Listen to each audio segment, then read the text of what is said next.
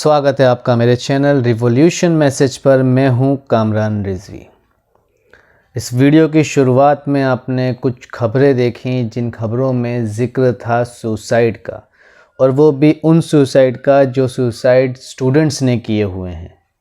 कई आंकड़े भी आपने देखे और कई अलग अलग जगह के सुसाइड की खबरें देखी, अलग शहरों के।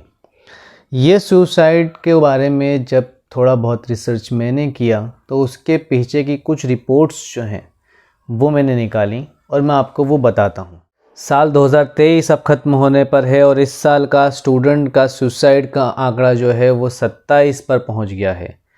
एनसीआरबी की रिपोर्ट के मुताबिक ये मानने में आ रहा है कि पिछले कई सालों में 2011 से अगर देखा जाए तो 2011 से लेकर अब तक में सबसे ज़्यादा माना जा रहा है और ये 70% बढ़ा हुआ कहा जा रहा है। ये आंकड़ा 70% बढ़ चुका है। 70% जो ये आंकड़ा बढ़ा है, क्या इसकी वजह रही हैं, क्या क्या रीज़न रहा है इसके पीछे, एक एक करके मैं आपको बताता हूँ। 2021 के अंदर एनसीआरबी की ईडीएसआई रिपोर्ट के अंदर जो पिछले कई सालों के आंकड़े थे उनके ऊपर से और सुसाइड के मामलों को देखकर उन्होंने एक रिपोर्ट तैयार की थी।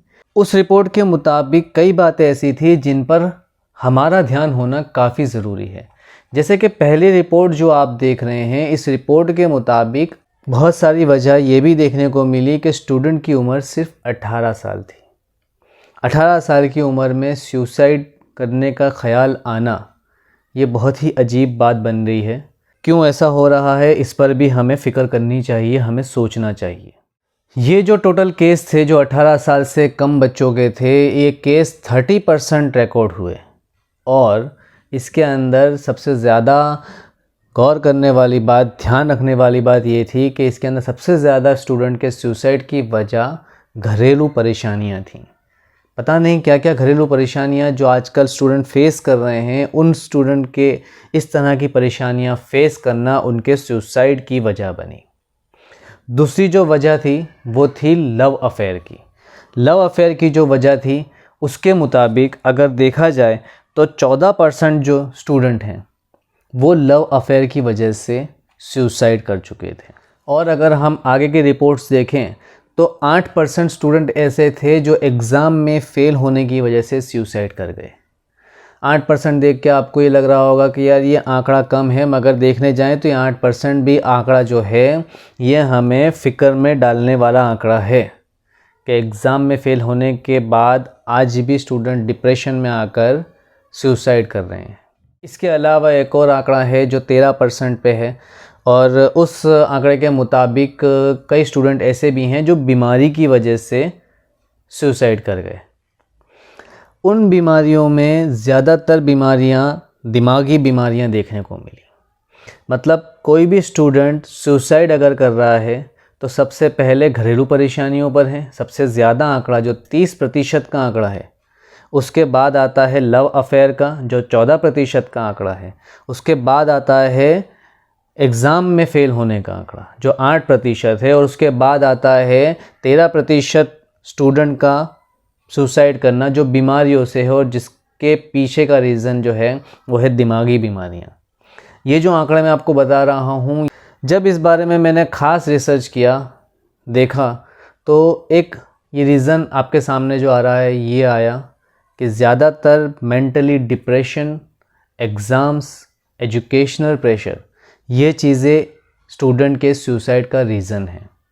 ऐसे केस दिल्ली की आईआईटी में भी हुआ, तो कोटा के, राजस्थान के कोटा में तो कई केस ऐसे देखने को मिल गए। नीट की एग्ज़ाम, नीट की प्रिपरेशन करने वाले स्टूडेंट क्यों इतने डिप्रेशन में आ रहे हैं, ये सबसे बड़ा सवाल है।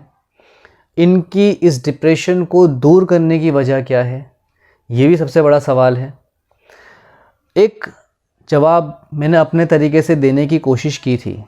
कई बार जब स्टूडेंट सुसाइड करता है तब पेरेंट्स ये कहते हैं कि फैकल्टीज़ का बिहेवियर जो है वो स्टूडेंट को मजबूर करता है इस तरह के कदम उठाने के लिए।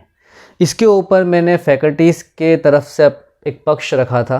जो ये वीडियो आप स्क्रीन पर थंबनेल देख रहे हैं, ये वीडियो आप ज़रूर देखें। इसके अंदर मैंने एक वजह बताई थी, फैकल्टी की साइड आपको दिखाने के लिए। तो हर जगह फैकल्टी पर ब्लेम नहीं आ सकता है। जहाँ पर फैकल्टी पर ब्लेम है, जहाँ पर फैकल्टीज़ की गलती है, उसे हम मेंशन कर सकते हैं। मगर बाकी वजह डिप्रेशन की, मेंटली प्रेशराइज़ होने की, एजुकेशन की तरफ से प्रेशराइज़ होने की, इसको कैसे सॉल्व कर सकते हैं, इस पर आपकी राय क्या है? किस तरह के कदम हम उठा सकते हैं? किस तरह अपने एजुकेशनल सिस्टम को, यूनिवर्सिटीज़ को चेंज करना चाहिए? क्या क्या चेंजेस, क्या क्या बदलाव आने चाहिए? ये आप कमेंट में अपनी राय ज़रूर रखें। फ़िलहाल के लिए इतना ही, मिलते हैं अगली वीडियो में। तब तक अपना ख्याल रखिएगा। अगर आप हमारी वीडियो YouTube पर देख रहे हैं तो हमारे चैनल को सब्सक्राइब ज़रूर करें और वीडियो को लाइक ज़रूर करें अगर आपको पसंद आई है तो। अगर आप हमारी वीडियो Facebook पर देख रहे हैं तो हमारी वीडियो को लाइक ज़रूर कीजिए और पेज को फॉलो ज़रूर कीजिएगा। अगर आप हमारी वीडियो Instagram पर देख रहे हैं तो हमारे पेज को फॉलो ज़रूर कीजिएगा और लाइक ज़रूर कीजिएगा।